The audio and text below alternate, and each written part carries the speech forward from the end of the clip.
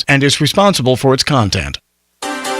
It's the Scott Murray Show, Relationship Roundtable. You've watched him on television for over 3 decades. Now he's on the radio with Steve Bruneman, Calvin Johnson, and Trey Harris. Welcome to Relationship Roundtable. Hello again, everybody. Great to have you along on this Sunday afternoon. Sunny on the outside, and on the inside, we have the usual suspects. They are here. Well, almost. Steve Bruneman has the day off, but Trey Harris, Calvin Johnson, they are in-house. Gentlemen, good afternoon. How you doing? Doing good. Doing Good. Doing great. Calvin, I don't know where you got that jacket. I wish this was television. My gosh. We'd pop a couple picture tubes with that Craig bad boy. Sager. Oh yeah. So how you doing? Good week, guys? Doing great. Good. Talk into that microphone, my friend. All right. Yeah, that sounds much better. And I'll tell you what, Trey, go ahead so we can get right started on what's going on here in Relationship Roundtable. Bring us up to date on who our guest is. I got Mr. Brian Rogers here. Brian is the president and CEO of ACO Technologies in Fort Worth, Texas. And ACO is a technology company. And I'm going to have him talk a little bit. Actually, I've known Brian for quite a while now. And the topic tonight is what Brian does. And then we're also going to talk about the Equifax breach and a little bit on what we can do to protect ourselves going forward. So Very welcome, cool. Brian. Thank you. Delighted to have you here, Brian. What's the first thing that you might share with us all about what's going on? And I'm going to turn it over to you for about 2 seconds, so go ahead. Specifically with the Equifax thing, it's kind of the same story, different verse. With so many other breaches that happen, you have almost certainly a social engineering technique that was used to get somebody to enter some information that they shouldn't have entered and shared it with some bad actors, and one thing snowballed into another, and you ended up compromising 160-something million people's information. What we do at ACO Technologies is we help small and medium businesses kind of prevent this very thing, certainly through technology solutions. But one of the things that really gets overlooked a lot is just the social aspect and the social engineering component of IT security, which over 90% of breaches occur start with a social engineering attack of some sort. By social engineering, what do you mean? Generally, it's going to be a phone call or an email that gets a user to enter or offer up some information. Could be a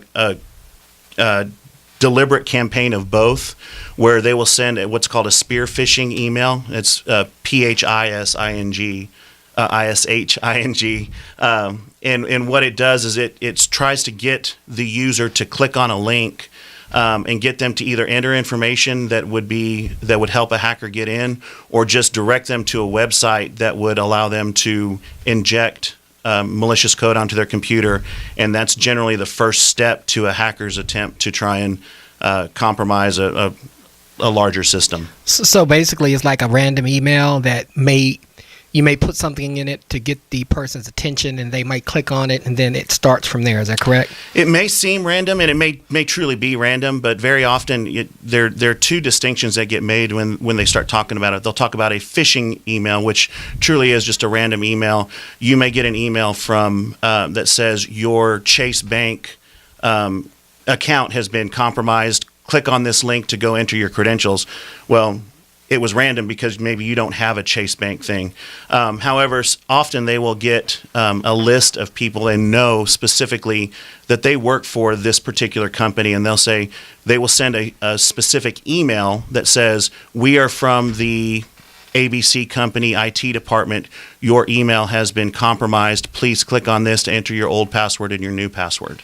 And in that case, it's much less random, and they call that spear phishing. And see, that's what I was thinking about. Get them sending you an email that definitely will cause you to open it. Like, if some emails seem extremely random, you're like, I don't know about opening that.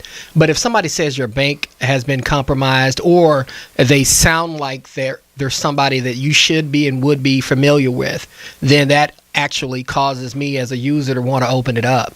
And maybe I click on it before I know I'm clicking on it. Generally, opening the email itself is not enough to do the damage. There are exceptions to every rule, but by and large, you can open the email. But a very, very good rule of thumb is if you didn't expect to get that, you did not request a password reset, something along those lines. If it's an email that's out of the blue, go to the website directly. Don't click on the links within there. You can hover over the link with your mouse, and very often it will tell you the email or the website that it's going to, and you may be going to some website in Russia, and that's very easy to sniff out. But by and large, if it's an unsolicited email that you're not used to getting, don't click on the link. Go directly to your bank or your insurance company, or call your company's IT department and say, is this really legitimate, and look for the information there. Okay. What about just recently I got a private message on Facebook from one of my Facebook friends that says, I'm over in Europe. I can't get out. I need money. What about something like that? Yeah, those are the impetus behind those and the goal behind those are generally a little bit more diverse. Sometimes they're trying to farm information from you. They're trying to get, maybe they're just trying to get on your friends list. You'll see very often, sometimes people will have, you'll get a friend request from somebody that you thought was already on your friends list, or you'll see somebody say, hey, I'm not sending out these friend requests. Don't do that. What those people are trying to do is they're trying to get information specific about you, namely email address, potentially your birth date, maybe the town that you live, the town that you're born, that kind of information, so that they can go then use that for your security questions once they figure out what bank you go to and stuff like that, so they can reset your passwords. That kind that specifically that you spoke about, generally there's somebody on the other end of that response that is saying, hey, I'm acting as your friend. I need you to send me some money. Generally, Western Union or some other type of wire transfer is in the mix, and really all they're trying to do is dupe you into sending some money over. Right. Or I've seen a lot of other ways people try to scam you. Like you'll get an email from somebody that you know, and it'll be potentially like a virus or something like that. Sometimes it's a virus. Most of the time, if it's an email from somebody that purports to be somebody that you know, that has an active person on the other side that is trying to get information from you, or just trying to get you to send them money. They have internet cafes in different just small areas of Nigeria and some of the Baltic states. Those areas, they're internet cafes that are just laden with people that are not necessarily bad actors, but they're doing bad things because times are so hard. And so they've told them, you're going to sit at this computer and this is what you're going to do, and you're going to email these people and you're going to run this script. So it's really easy to sit there and look at those people and say, these are terrible, terrible people, but sometimes they're just doing what they have to do to make money because there's nothing else that they can do. But there's almost always somebody on the other side of that email that is doing those responses. Something very similar happens around tax time. You'll see emails that will get sent to somebody in HR or somebody in accounting that purports to be from the CFO or the CEO that says, hey, I can't I'm going into the board meeting really quickly. I need you to send me the compensation numbers for all of the board members ASAP, and ask them to email it to that address. And it appears to have come from that person until you actually go look more closely at the email address, and it's a different one in particular. I was watching the show, and they talked about the Jamaicans and how some of the stuff that they do and what they were doing to try to stop those guys. But it was extremely interesting. There was a group of Jamaican guys that they live in these basically mini mansions because of scamming, doing those kinds of scams. Really? That's how well they do.